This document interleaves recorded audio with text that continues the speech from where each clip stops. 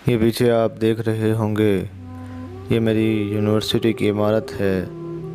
ये वही जगह है जिसने मुझे अपने रब से मिलाया,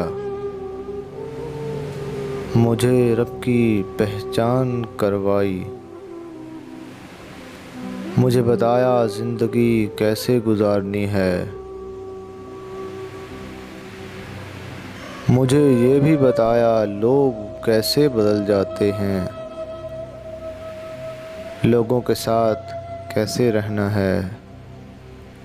वफ़ाएं जफ़ाएं सिखाई मुझे, पता नहीं लोग कैसे कह लेते हैं कि यार हमारी यूनिवर्सिटी ठीक नहीं, हमारी यूनिवर्सिटी खटारा है, हमसे तो ना बातें हुई ना हम करेंगे।